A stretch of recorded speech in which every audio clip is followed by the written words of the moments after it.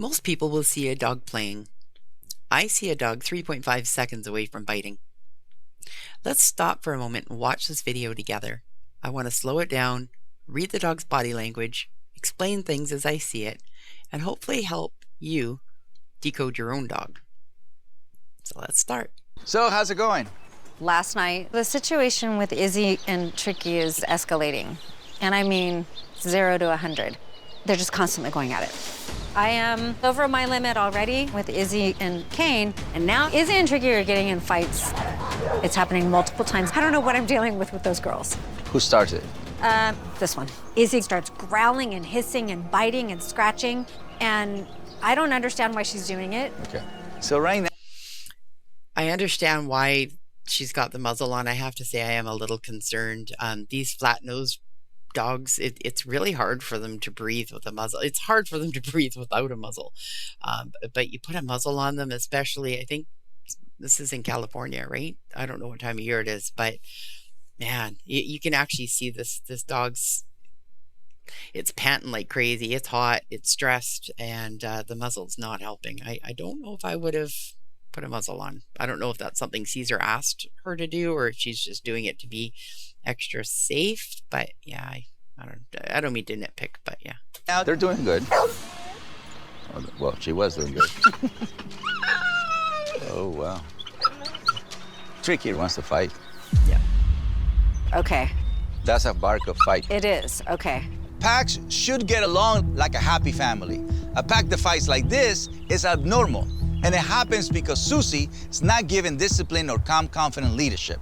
But it's also because Susie doesn't recognize the signs a fight is brewing. So when Cesar says that sound could trigger a fight, my stomach just sinks. All of the little things that I've been experiencing all actually have a really big meaning. And I've been missing it all this time. A pack. That high pitch that you hear Trixie making, we've seen it time and time again throughout this video, where she's just in that high, very primal desperation, frustration. Everything is just, there is no fuse, there's no buffer for her. She's, or he, whatever it is already maxed out. And so yeah, when Cesar says like this dog wants to fight, yeah, it needs to get rid of that energy. It's got all this energy and it just wants to explode, and it would absolutely want to take it out on another dog. Walk is usually where a pack bonds. Okay. What has it been like when you walk them? I haven't even tried to take Kane and Izzy on a walk together since the last big fight, and I can't let all three of them walk together. No. None of the dogs have bonded on walks recently. Wow. It's a huge part of why they fight. The ultimate goal will be turning these dogs back into a true pack. But for now, we must work with them one-on-one. Now, this is going to sound harsh, but I got to say it. I'm a firm believer at the absolute minimum, every dog needs at least 45 minutes to an hour walk a day. And that doesn't mean tossing them out in the backyard and letting them play. That isn't a walk. That's not exercise. That doesn't count. They actually have to get out and physically walk. And if you're not prepared to do that, then you need to find somebody who can, whether you hire a dog walker or you send them to doggy daycare, or you do something that's going to get them that exercise. And I know it's hard. She's got 3 dogs and they don't get along, but that's the responsibility we take as owners of our pets. And I don't mean to sound judgmental here, but I just want to say that it is our responsibility, and there is absolutely no excuse for not providing our dogs with the bare minimum. And that means food, water, exercise, discipline, structure, routine, all of those things that they need to be done daily. Let's get him out first. Susie said that Kane plays the enforcers with the other 2 dogs when they get tense or overexcited. Now the trick is barking, he's getting Kane worked up. Susie needs to calm him back down. Before you get him out, we have to remove him from that sound. That sound? That means he's getting excited. Do you see all the equipment that dog had on? Like, he's got the harness and the pinch collar and a flat collar, and holy smokes, I think it even had a muzzle. That's a lot of equipment. It's not necessary. The more stuff we put on our dogs, I know we think in our mind psychologically that it's giving us more control, but it's actually taking that control away. It's creating layers and layers and layers between our pet and us. I know not everyone's going to understand this. I know I ride horses, and it's the difference between riding in an English saddle and a Western saddle. In a Western saddle, there's so much leather between us and our horses that it's harder to feel connected. You get into an English saddle, and our legs are right on that horse, and we can feel the connection right there. Very similar with dogs and all of this different gear that we use. When we start putting harnesses and choke collars, prong collars, e-collars, all of these tools that are all designed for different purposes, and we throw them all on the dog, all it really does is it complicates the message. We want to keep things simple. The simpler with our dogs, the simpler we keep things with our pets, especially our dogs, the easier the communication is going to be for us. It in inches. Okay, back. Kane. Wait. Let me see. It's super tense. Let's all stay calm so we don't feed the aggression. Don't get him out yet, okay? He needs to be total calm surrender. If you don't have calmness, safe goes out the way. He reacts to the tension you give him. Yeah. And he can get aggressive. Kane, sit. Wait. He's patient, but he's not calm. You have to learn the difference between quiet tense versus quiet calm. Right. Be patient. Let him figure it out. That's the boundary. That's the rule. This is a tricky one, and this is something that a lot of people miss. Okay, so what he's saying is there's a difference between being patient calm and being submissive calm.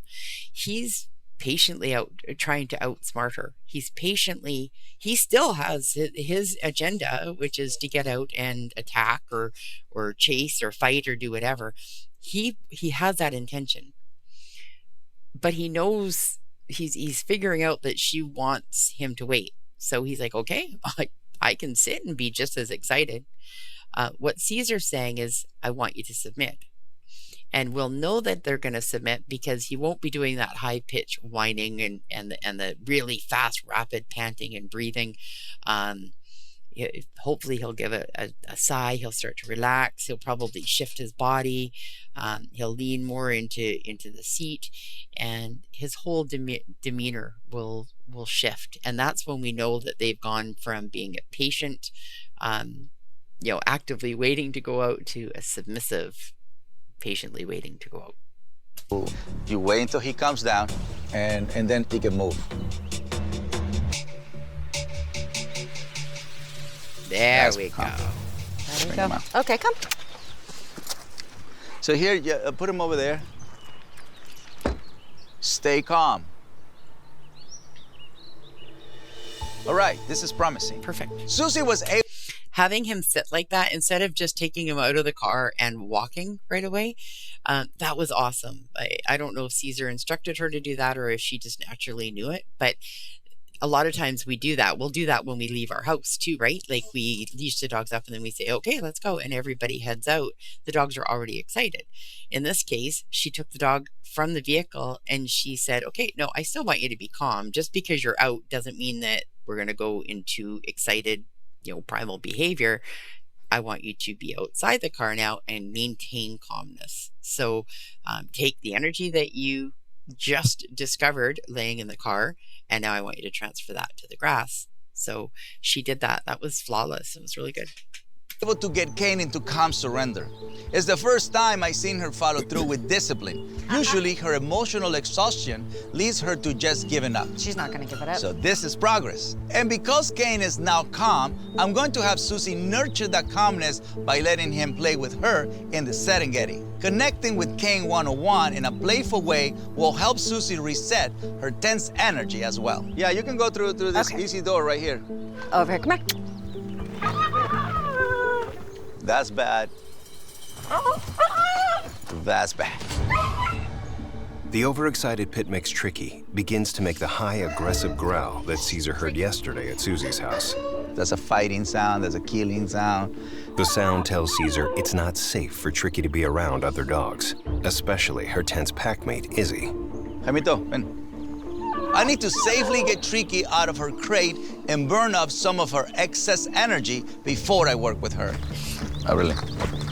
Because Jaime will be assisting me with Tricky's rehabilitation, and he's an experienced handler, I'm going to have him take the lead with her, while I work with Izzy. He needs to move extra carefully to not provoke aggression. He's getting a little excited. This excitement is unhealthy.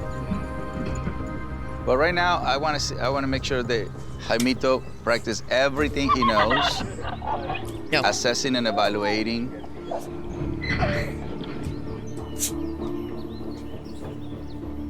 I'm just gonna get my dogs under control, so I'm gonna pause here for a second. It's calm, confident. There you go. She's coming.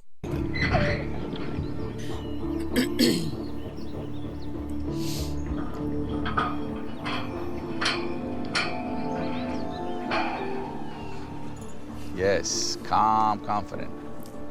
There you go. She's coming down because Jaime's calm. Next, I like Jaime to remove the muzzle. Tricky has calmed down a little, so it's safe to do this. But Jaime has to move carefully to keep Tricky from getting back into an aggressive mindset. The hand has to be done in the right place, the leash has to be done in the right place, because we can't make a mistake. Take the muzzle off. Leash placement is really good here. This is a common thing that happens is the leash is usually down here. So usually when almost every time when I'm consulting with somebody, I find that they have a regular old pinch collar, prong collar, whatever you want to call it, or just even a flat collar, and it's down here. And this is why I actually don't suggest that people attach their leashes to their flat collars, because the collars naturally sit way down here, which is right by their vocal box and all the stuff that we don't want to hurt, right? So having the slip leash right here, right up, I don't know if we'll get a better view of this, but you want it right behind the ears, tucked right in behind the ears, and it should follow the jawline and go all the way under the jawline and then up and around to this ear, right? So that's where you're going to have the most control. And believe it or not, it is not at all painful for the dog because it's loose. It's just kind of there.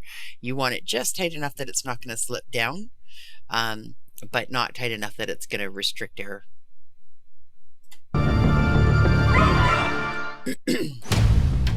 Okay, how did she feel?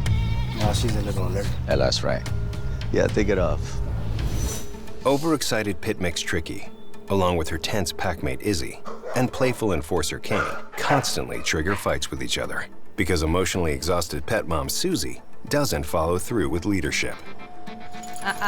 Tricky's overexcited aggressiveness could easily trigger her packmate Izzy, just like it was getting Kane worked up a few moments ago. I need my handler Jaime to get her out of her crate slowly to keep things from escalating. So every movement that Jaimito is making, I'm right here supervising. Yeah. We have no room for error. It's good, baby, to do it. That was beautiful. We're gonna need the bike. Jaime was fully calm, confident, so Tricky allowed him to remove the muzzle without becoming aggressive, and her high-pitched violent growl has stopped.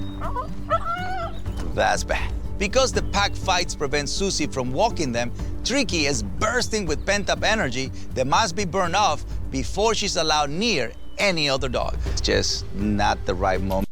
This should be the case for all of the dogs. I mean, honestly, she already said that she's not walking these dogs regularly. She didn't really say how often she walks them, but if I was there, if this was my training session, the absolute first thing I would want to do is have these dogs go at least for an hour, go for a good run, burn off that energy. It just makes it easier. It helps them settle and helps them focus and actually learn. Moment for her to meet dogs, and now is the right moment for her to run that energy out. And then you're just gonna let it rip. When I get on?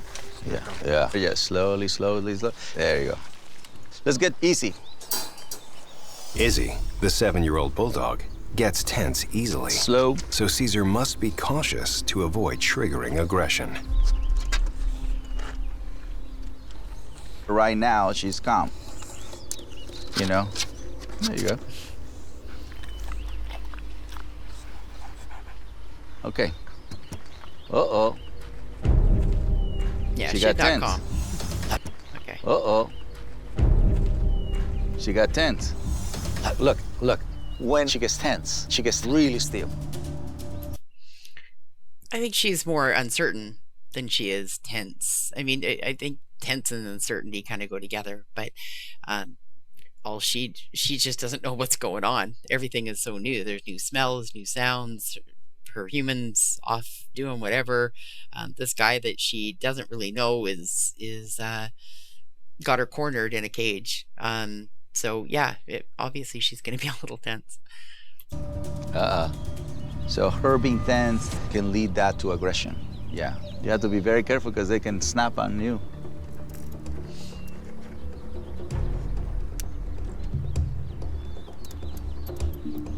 I honestly think this has more to do with her just feeling nervous about jumping out of the back. Like this breed of dog, they can have a lot of back problems, a lot of joint problems, and I think she thinks he's going to try and make her jump out of the back of the truck, because you can see just the way she's kind of resisting, she's bracing, she has no idea kind of what's going on. So I don't know if this is necessarily her being bad or just being unsure of what's going on.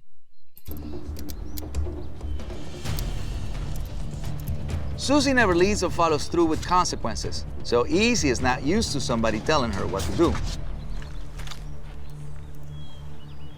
Yeah. Notice now she's like licking. That's basically her stress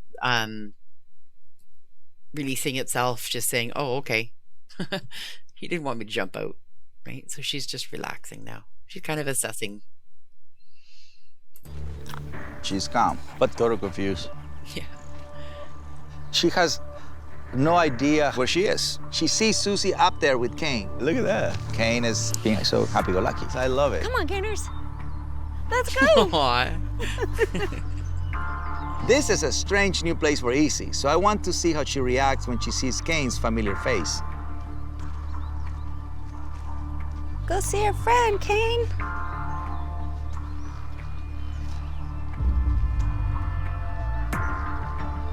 Look at Easy. Look how tense she gets at the fence. I gotta be honest, I don't see it. I actually don't. Maybe Cesar's seeing something I'm not, but she actually seems kind of curious to me. I'm not seeing it. Look, Kane was happy-go-lucky with Susie. Now he's excited from Easy's tension. They're supposed to be happy seeing each other. That's what pack mates should do. They're family. They should be happy-go-lucky, greeting each other, or calm surrender, greeting each other. Not dominant or tense. They had a lot of fights over the years, but dogs don't usually hold on to that. I honestly don't feel, this is one of those times I think I'm going to have to disagree with Cesar. I don't think that was the language that I saw from her. I think she had very little time to adapt to that situation. She went from being in the car to all of a sudden wandering over there and being at the fence. And so she's still trying to assess and get her bearings. He's already been out playing and kind of become accustomed to the environment. So he walked over very casually, just jogged over and said hi. And she was like, where are we? Right? I don't think that there was any, just my own opinion. Easy shouldn't be so tense around Kane, her oldest pack mate. I'm going to introduce her to a pack of my calmest dogs so I can teach her how to relax instead of tensing up. Susie, Yes, sir. I want Lisa to take Kane, Okay. and then we can focus and bring in my pack so I can get to see her a lot more with different dogs. Okay. I'm gonna have Easy meet Sophia, Lucho, and Blue, 3 of my most well-balanced dogs. It should be impossible for her to stay tense around these 3 dogs. This will be interesting. I really don't have any idea which way it's gonna go. I'm hoping that I can just picture it right away. You know, she's already amping herself up. I don't know if you can see it in her in her shoulders and her just the way she says it. You know, this is going to be interesting. She's bracing already, and believe it or not, even if that dog's 100 feet away, he's already picking up that energy. He already knows that the human feels uncertain about the situation. He's already going to be guarded. Izzy gets along with the other dogs, but I also want everybody to see what I'm seeing. The reason why we're bringing her around my pack is because, you know, this is a new pack. So the instincts have to surrender to a new pack. Okay. Yeah, so it's like going to a new school. Yeah, you have to assimilate. You have to, like, Yeah. You have to cue off the other dogs, not just follow her old aggressive habits.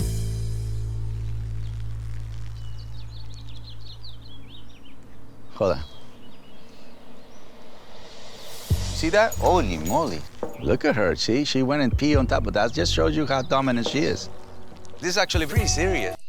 Wow. So not only did she just mark over that other dog, but notice how she didn't just stand in one place and pee. This was not, I have to empty my bladder.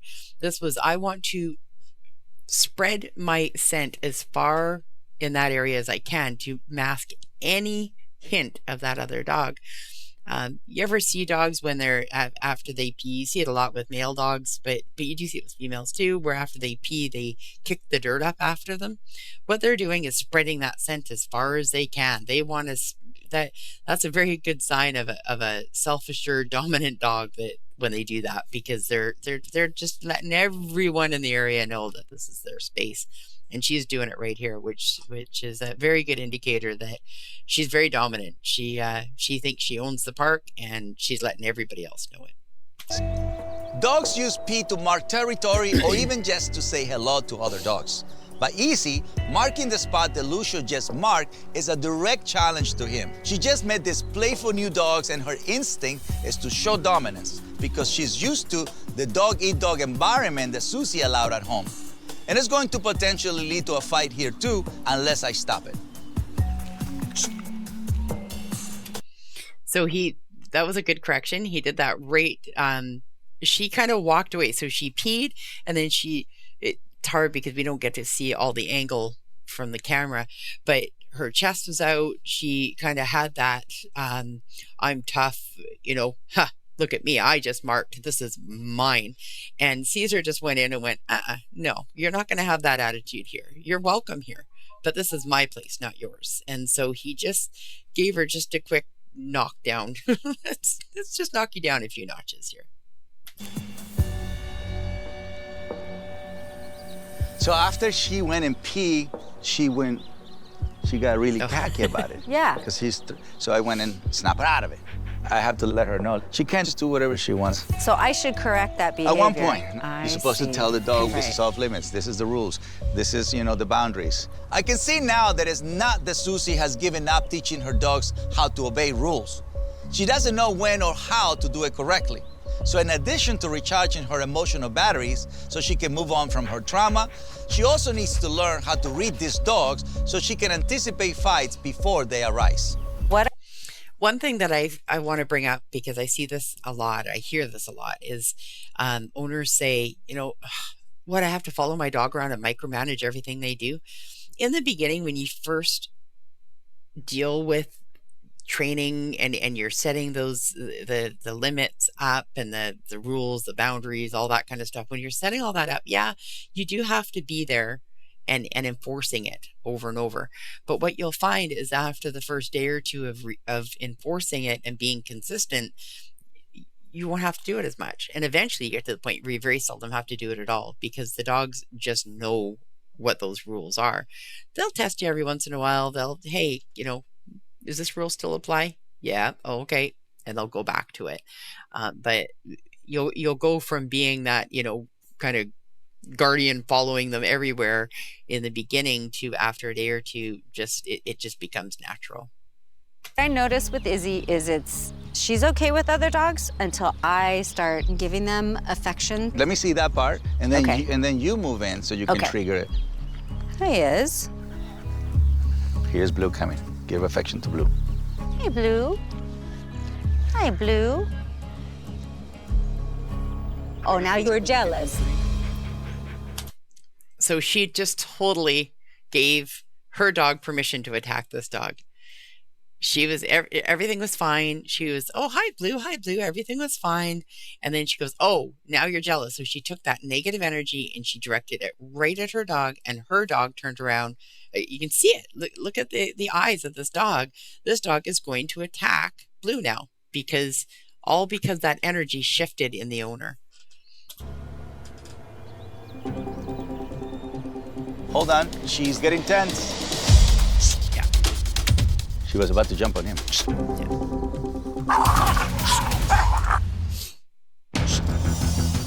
So this is misdirection. So she already, in her mind, was already going to go after Blue. Cesar came in and corrected it, but she still had all that energy pent up, and so she had to let it go somewhere. And so Cesar became the next target. If there had been a dog closer, it's very possible that she would have lashed out at that dog. But Cesar was the closest target at that point. She had all of that frustration. She was ready to attack, so she had to let it go somewhere, and it shot out towards Cesar. See how I caught him in the moment? Yes. You saw how, Yeah. So she was about to do that to him. Ah. Then she just redirected. She does that. She kind of air snaps. Air snap, like Pac-Man, remember? Yeah. Obviously, it's important the follow-through. So if you don't do anything about it, Izzy never learns that she needs to stay calm in situations that usually makes her tense. I'm going to pet Blue, and she has to stay calm. Shh. Shh. Then she can't walk away, because then... This is so common with dogs. If they can't do whatever it is that they want to do, if they can't attack, or they can't, grab that toy or grab that food, they do what's called avoidance. It's like, fine, I'll just go. But a lot of times when they avoid, they're not actually learning what we're trying to teach them. It's almost their way of just shutting down. I won't look at it. If I don't look at it, it's not there. They just avoid it. So in a case like that, the best thing to do is, have a leash, even if the leash is just dragging on the ground, something so that you can keep the dog present and correct it from trying to walk away. As soon as it goes to walk away, you say, no, back here, and make it come back and sit. If she walks away, she doesn't learn anything. Now, Izzy is trying to avoid a tense situation by walking away instead of calming down. Usually, Susie lets the dog avoid consequences to her misbehavior, but I won't allow it, or else she'll never learn how to get calm when she's stressed.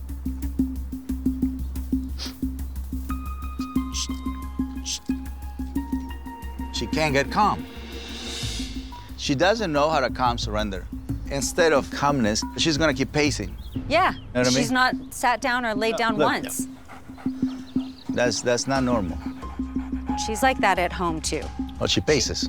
All the time. And she's anxious because you never gave confidence, discipline. So your dogs get anxious because nobody's giving them direction. This dog's never learned how to self-soothe. Its way of self-soothing is to pace and to walk and to stay vigilant instead of, curling up and laying down or relaxing. This is in, its own mind, its way of trying to self-regulate its emotions by pacing. Right. I had no idea that Izzy's pacing was because of my lack of leadership. She's been doing this her whole life. I feel awful. I feel so guilty because I feel like I did this to her. This is not for like a beginner rehabilitator. Izzy needs much more work, but now... Again, I just want to say it's so common for us to blame ourselves and to fall into that guilt trap, but guilt is just one more way of losing our leadership with our dogs. If we feel bad about something we've done, or we're feeling guilty because we didn't, train them properly, or we feel like we failed them, the message we're sending to our dogs is that we're weak. And if we're weak, the dog feels like it has to step in and protect us. It has to take that leadership role, because a leader is not weak, right? So especially in a dog's eyes, right? A leader is calm and confident and not weak at all. So please be careful with that one. I want to work with Tricky to lower her excitement, which is like a call to aggression for her pack mates. Let's do a switch, Jaimito. I saw yesterday how overexcited and primal Tricky gets while playing. So today, I'm gonna use a game of fetch with my pack to trigger excitement so I can correct it before it turns into aggression. I have balls. That will teach her the proper level of excitement during play and teach Susie the signs to look for the Tricky is getting out of control. Look at the distance. Look at her distance. Yeah, she's right up in you. That's right. In the dog world, giving space is a way of giving respect. When you get too close, other dogs interpret that as a challenge and you will get a fight.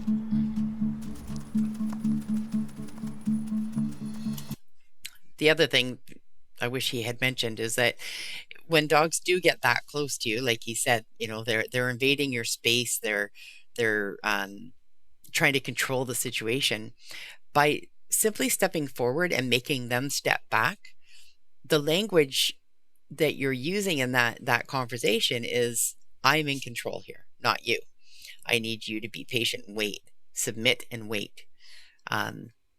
So it takes that control away. And what he says is, when they get that close, that can trigger a fight. Absolutely, because they're not in a balanced state. They're in a controlling state. But just pay attention to how she acts around the ball. Remember her eyes yesterday when she was chewing on her toy? She can go into a primal mode when she plays because she's too excited. Oh, really? Yeah, that's how wild dogs hunt and kill their prey. It's very instinctual. And we have to snap her out of it anytime she's doing that. See, now she doesn't put the ball down. So we correct that. Shh, shh. The dog is not respecting discipline. She's waiting it out like she does with you, Susie. Shh. So I will say in this case, because we know already that this dog has this behavior, I would never, just myself, I would never allow it to get to this point. I would have a leash dragged on the ground so that as soon as the dog picked the toy up and started guarding it like it's doing here, I could immediately grab the leash and get that correction. This just has too much potential to go wrong. And I could see somebody at home trying this and the dog just kind of pulls the ball and runs. And then you spend 20 minutes chasing the dog around the yard. All that's going to do is reinforce this behavior because the dog's getting rewarded by you chasing him. Shh. Good. Tricky's slow to release the ball because she doesn't respect discipline. I just want to say the reason that she released the ball, I don't know if you guys saw that. Maybe I can back up just a little bit here. No, I know me. I'll end up backing up too far. The reason that she released the ball like that was because he didn't pull. He put his hand, she had the ball in his mouth, in her mouth. He put his hand on the ball and he just kept it there. He probably even maybe pushed it a little bit in, not a lot, but he may have tried to push it in to get her to step back, because that instinctively tells her to surrender. So if he had tried to pull the ball, that would have created the tug of war, that would have created the head shake, and it would have caused her to go into an even deeper form of resource guarding. So by just staying present, keeping his hand on the ball, waiting for her to release, he got what he needed done. She let the ball go and learned that, she can't just run around with the ball. That's because Susie never showed her any. For the first time in her life, Tricky is learning there are rules. No fight, no competition. That's what I'm saying right now. As soon as somebody has, look, too excited, too fast. She needs a leash again. We have to let her calm down. You see that? She's crowding again. Yeah. Hey.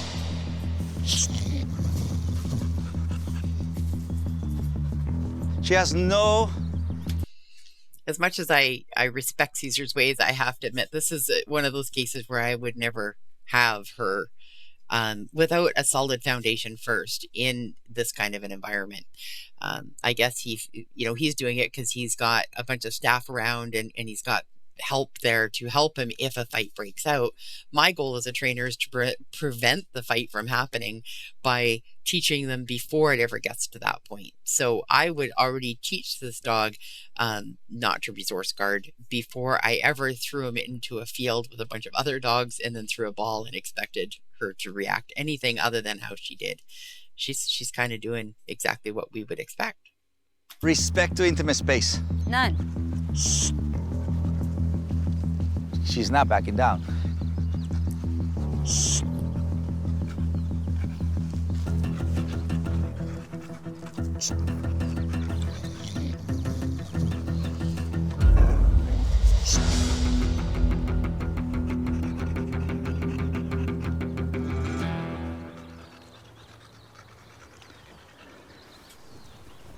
Okay, I finally got her to at least sit down.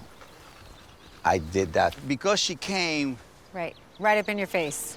Exactly. So it's too much intensity, right? But the more disturbing thing, she isn't reacting to my corrections. Yeah. Look how long it took for her just to put one foot down. Yeah. Just one knee down, one knee down. She's not feeling the touch. She's ignoring it. When I was touching, she was like, Yeah. You want to go? yeah, to me. Yeah. You're saying she's not feeling your corrections? She's not feeling it. Cesar, I've never heard you say that a dog's not taking your corrections. Well, it's always the first time. Yep, there is. When I work with a dog, the goal is to actually touch the dog as few times as possible. Most dogs, all it takes is 1 to 2 touch corrections and they quickly learn. More difficult cases, you have to touch a few more times. But Tricky is the first dog I've seen who does not respond to corrections at all. She's so overexcited that she doesn't even feel it. This happens a lot too. I see this happen with people that use e-collars and stuff and improperly, and the dogs just become desensitized to it, right? And in this case, what's happened is she's just in such a heightened level of awareness. Like, she's so excited, she's just overstimulated. So any kind of correction right now is basically just going to be just dismissed, right? It's just white noise, basically. Very dangerous. She gets stronger. It's only going to get, yeah. That's right. Oh, yeah. It's intense to see Tricky kind of square off with Cesar. Or like, do what you want. I'm going to do what I want. You don't faze me. 40 pounds of that in another 6 months with some bad attitude, that's an ER visit waiting to happen. My situation is far worse than I thought it was going to be. We got to come up with a plan. I want to sit down with Susie and the dogs and explain just what an explosive situation she has and how can we start to fix it. There's my guys. This is a pack where each dog can incite a fight with the other two. So I have my full team of handlers on standby to keep things safe. You have 3 powerful ones. I mean, him alone is powerful enough. Kane, to me, is a happy-go-lucky guy. He's powerful, yeah, he has done aggressive behavior, all of that stuff. He's always ready to jump into a fight or correct the other two, which shouldn't be his role. Yeah. Easy over here, that's your ticking bomb. Always tense, ready to explode, right? Tricky, she's disrespectful and intense and excited. She can trigger a fight. Right. So your dogs, they have different problems, but they're going to create the same outcome, fights. And that's because you don't see the signs, they're becoming aggressive. They don't have rules. That combined and then your tension, you know, and running on empty, you actually became the back of the pack. Right. Yeah. You're the person, you're a roommate, right? Yeah. But you are not leading the pack. And since there is no leader, there is no discipline. And they just fight over everything. Toys, food, getting close to you. That's the one problem, right? When a dog feels like it doesn't have a leader, it doesn't have somebody to depend on, it takes that role. And unfortunately, I don't know exactly what the statistics are, but a very, very large majority of the dogs out there, they simply do not want to be in a leader role. They want to be followers or naturally followers. There's only one pack leader in a pack, the rest are all followers. And so if all of a sudden a dog is put in a home where there's no leader, they have no choice but to take that follower role. And a lot of times that in itself causes the problem. They simply are not equipped to be leaders. And so,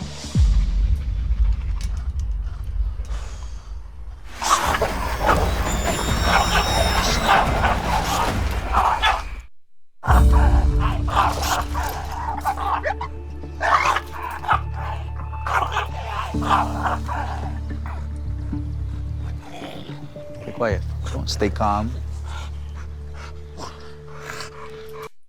You can tell this poor owner has been there a few times, but I got to give her credit. She stayed pretty calm through all that. That was crazy.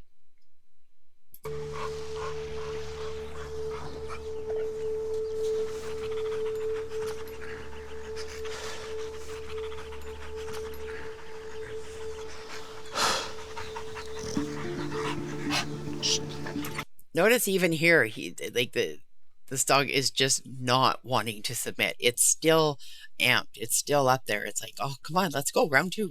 I want to go. I'm ready. He's bringing that energy, and Cesar's just saying, just relax, just lay down. And he's, nope, I want to keep going. Yeah. Good.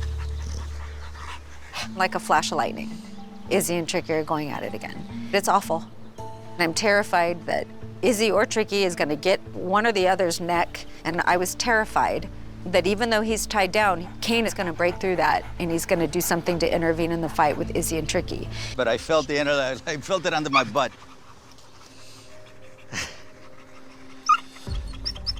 As I was talking with Susie on the couch, Tricky went under my legs. Izzy noticed and muscled herself in.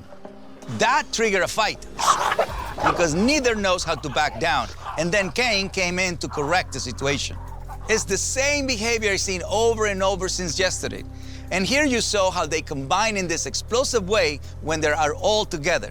This is what happens when the pet parent doesn't lead. Not just that. Yes, he's absolutely right.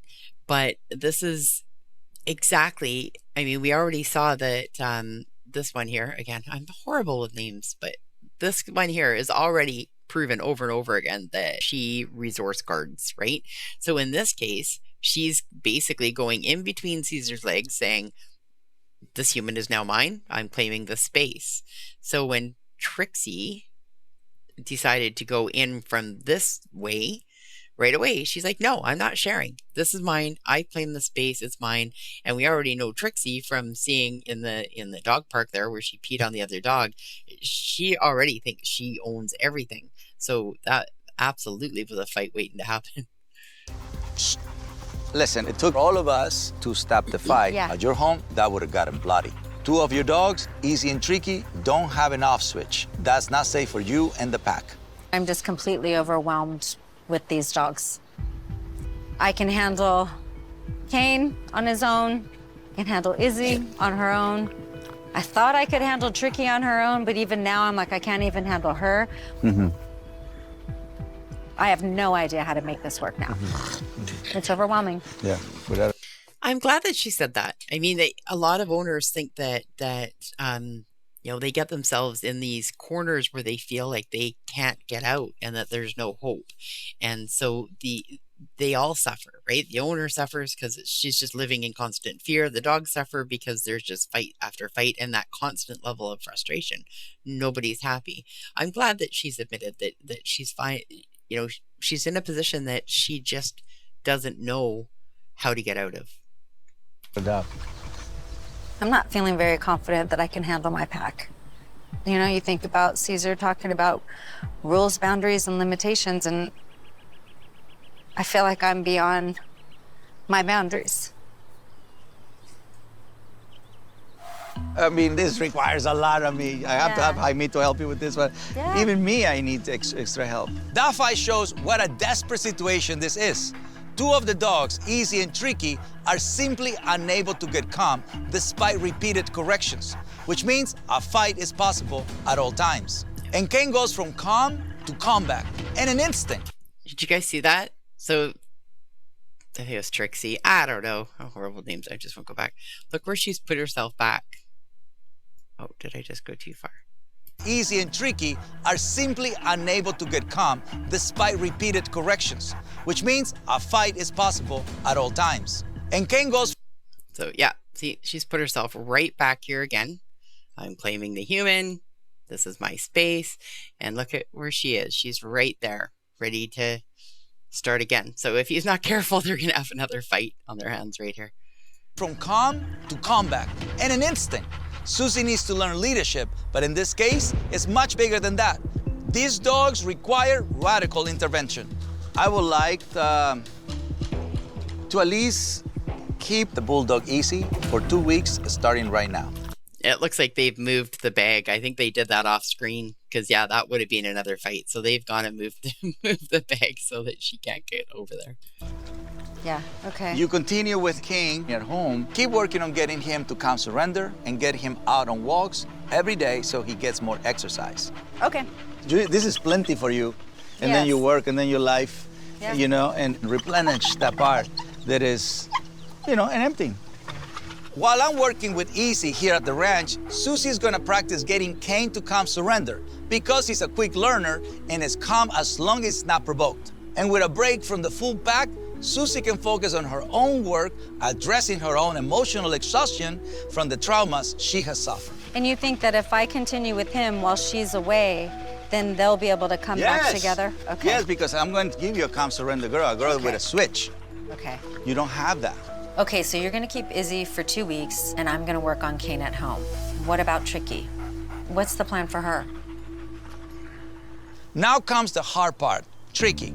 At just 10 months old, she's growing and learning every day how to be in a pack and in the world. And what she has learned from this pack is violent and primal aggression. So the question is, even with a full rehab, can Tricky really be happy in this pack? After everything I seen yesterday and today, I know what the answer is. I need to ask Susie a very difficult question. I want to say that I 100% agree that this is not the ideal pack for Tricky. I wouldn't say that is the case all the time. I mean, if the circumstances were different, this could work. This dog could actually be in this pack. But based on the whole picture, you've got a human that's already at her wit's end. She doesn't have the support. There's no, partner there to kind of help her with it. This is one of those cases where the absolute most humane thing to do for the dog, for the pack, for the human is to look at rehoming. And that's a really hard thing to consider. But I think that it is 100% the right call in this case. I know you have 3 dogs and your heart is so big, but at the same time, I have to tell you the truth. I think you took more than what you can at this point. Yeah. It's too much. It's just too much. So what I would like to do for Tricky is offer her like a fresh start. How do you feel about the idea of offering Tricky rehab and she will stay with me? So I can work with her until she is ready to go to a new home. So I can't give her what she needs, but I feel guilty because I signed up to help her. It's really tough. I feel guilty because I signed up to help her. And this is what catches a lot of people up, because we feel that when we're in these situations and we have to give the dog up, that we failed the dog. I want you to rethink that whole thing, okay? Instead of looking at it like you've failed the dog, look at it like she's being a stepping stone for this dog to get to where it needs to be. There's a human out there that's going to be a better fit, that's going to offer this dog a better home. And in the end, that dog's going to be a better dog because of her decision to allow Cesar to take it, train it, and find a suitable pack or environment for the dog. So I know us humans, we tend to feel guilty and we beat ourselves up and, oh, we failed. I don't think that's the case here. I really do think that she was a stepping stone. She brought the dog to where it is today, and now it's going to move on to a hopefully better home. Well, hopefully by now you've watched part 1 and part 2 of this very emotional series. This was we covered a lot, and I hope that I was able to help you through Cesar's methods understand your own dog's behavior and language a bit better. So don't beat yourself up if it takes you some time to figure all this out. If you're struggling with your own dog and you just can't quite get the language, you're not alone. There's a lot of people out there that are exactly where you're at. I can't wait to dive into the next one. Take care, guys. Bye.